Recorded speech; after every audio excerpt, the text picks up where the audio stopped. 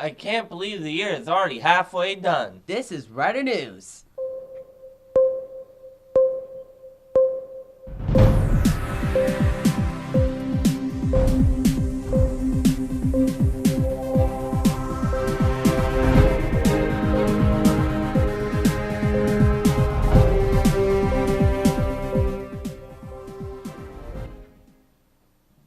The fall semester will soon be behind us, but Rider News will carry you through those finals. It's Friday, January 26th. Thank you for joining us today. I'm Hunter Gorse. And I'm Zach Shaney. For our first segment today, we are taking a look at the Sign Language Club here on campus. If you're like me and want to learn a new language but don't want to take a regular language class, then you should check out the Sign Language Club right now.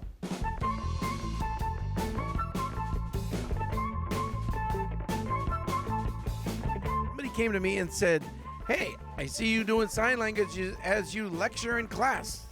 Well, you want to start a club?" And so we started a club. And basically, what we do is every day we practice finger spelling, because everybody who has an interest in sign language must understand, finger spelling. So we start there, and then from there, we will begin to move into words. We go on this website called ASL University, and it's a cool website because at first it has finger spelling, and then you can test how well you know finger spelling because it'll show words on the board spelled out, and you can try to understand what it's saying, and you can adjust the speed to your skill level. Things we did last year was we sang songs, and singing songs in sign does not mean you use your voice. It means you use your hands. But it's very fun to watch people sign songs, and so.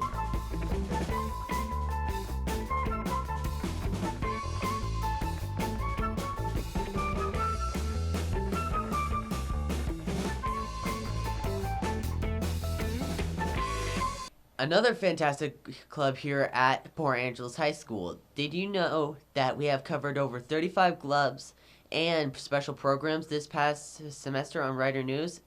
And there are still more to come next semester. Up next is another PSA from our city, this time focused on the fire department and medical resources available to our residents. Let's find out another way the city of Port Angeles is working for you.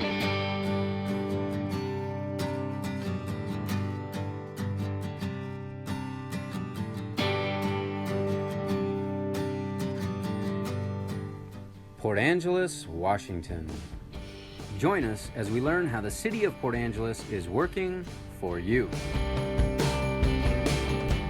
The gateway to Olympic National Park and tourist launching point to Victoria, Canada, and so much more. Today we are taking a closer look at the Port Angeles Fire Department, Medic One, and Operation Candy Cane. Hello and welcome to the Port Angeles Fire Department. My name is Ken Dubuque and I'm the chief of the department. This is an incredible organization, but it's more than just vehicles and big red trucks with flashing lights. It's more than the station, it's the people. One of the things a lot of people don't understand about the fire department is when they think fire department, they think about firefighters rushing into burning buildings and saving lives. And although that is certainly a part of the job, the majority of our job actually now is the provision of emergency medical services. So in order to meet that need, where the majority of our calls are EMS related, all of our personnel are cross-trained, both as professional firefighters and professional providers of emergency medical services. And then we're also providing a wide range of services to the community. We provide prevention services where we go out and do inspections of buildings and businesses. We also provide education services for people throughout the community for disaster preparedness, for first aid, for CPR and things like that.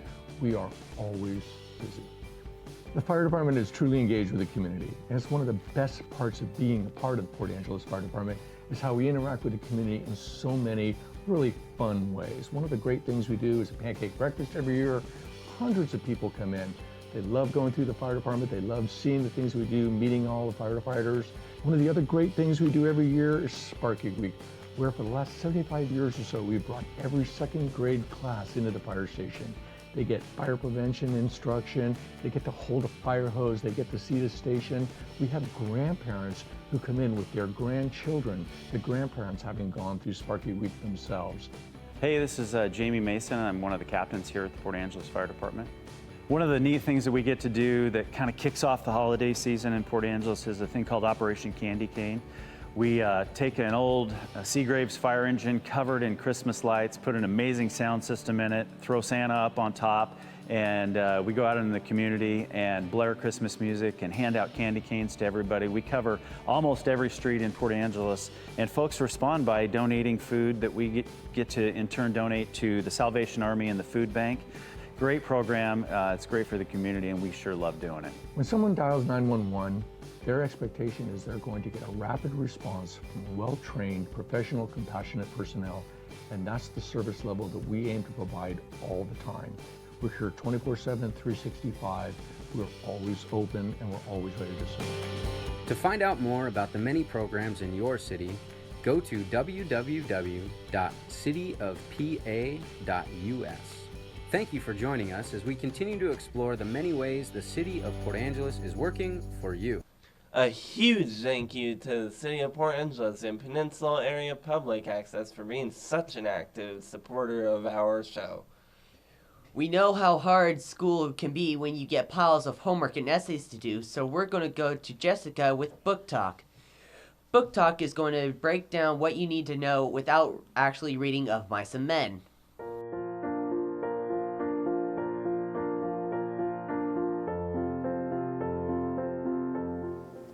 Hello, education-seeking students. Now, I hear many of you are reading all those books out there, but you don't quite grasp the concepts behind them. That's why I'm here to help you. Today on Book Talk, we're going to be reading Of Mice and Men by John Steinbeck. It's about two friends hiking through the country to search for a mythical orange farm to work on in California so they can pay off their bountiful taxes. The men in this book consist of two friends, a bigger friend and a littler friend. But it's not really the men in this book that matters, but it's the mice. This book takes place in a dystopian future where the mice take over. The mice and the men hate each other and engage in a race war that lasts for centuries. Big Len, the bigger friend, is the human secret weapon to destroying the mice race, for he's the strongest of them all. Big Len's little friend, Georgie Boy, puts him through an epic training montage for about 8 chapters so he can reach the physical peak of a war machine, so he can win the war. At the end of the training montage, Big Len grows about 3 extra feet, and he doesn't stop there. He can now lift houses, and he can kill mice people in like the blink of an eye. Big Len kills all of the mice people, freeing the world of their taxes and yogurt chips. He becomes the supreme ruler of the universe.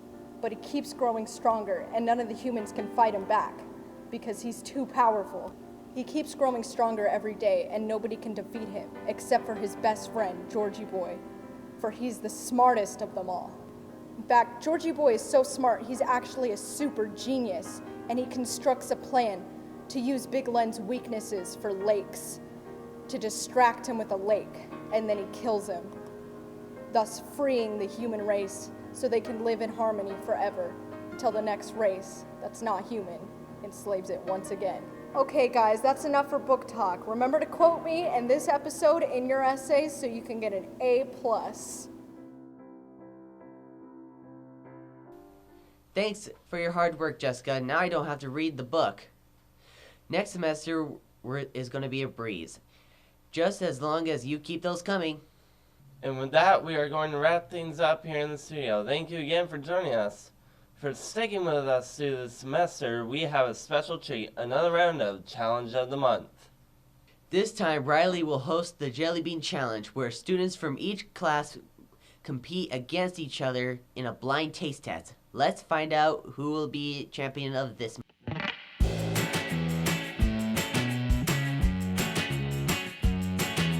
Alright, so look at the scene. That was my first one. Yeah. Because obviously, then don't put it in your mouth until I say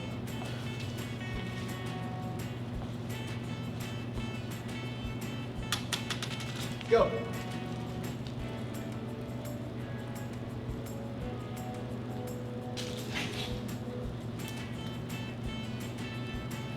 5 seconds. Stop.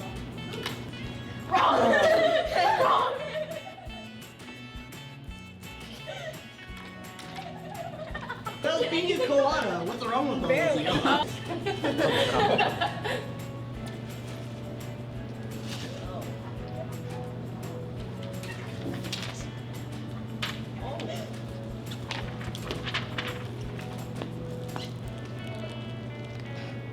So they're all right, but Kelly got his up first. So point Kelly. No. Yeah, come on. Kelly had his up before you. Yeah. Oh! Kelly.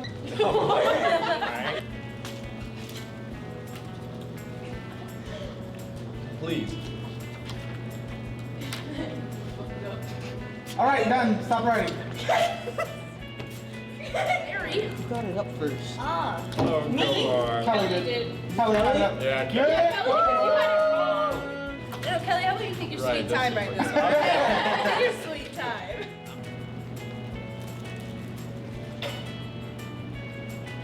Almost threw it in my mouth. Me too. Okay, go. You know exactly what I mean. They all got it right. Hey, you know exactly what I meant. I love black eye. Was it licorice or black? Is this how Black it's spelled? licorice is nasty I as love heck. black Yeah, eye. that's Spit probably this how you out. spell it. Guys, spit this out. Yeah. Well, it's a little over dramatic. You die licorice.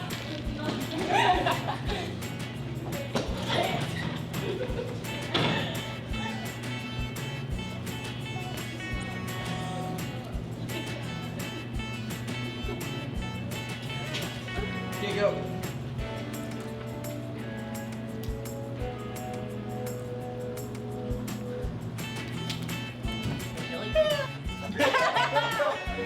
All right, no one wins that round. Let's What go. was it? That was the last one.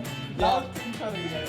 I thought Mitt. Kelly's the That opposite. makes more sense now. Kelly wins. Oh, so good. Oh, no, was he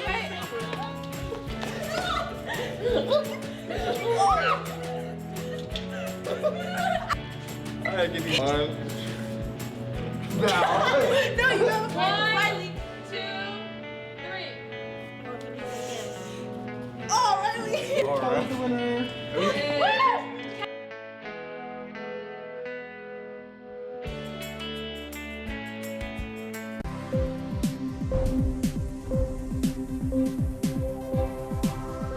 Hey teachers and students, don't even think about turning off this video until you subscribe to the new Port Angeles High School YouTube channel.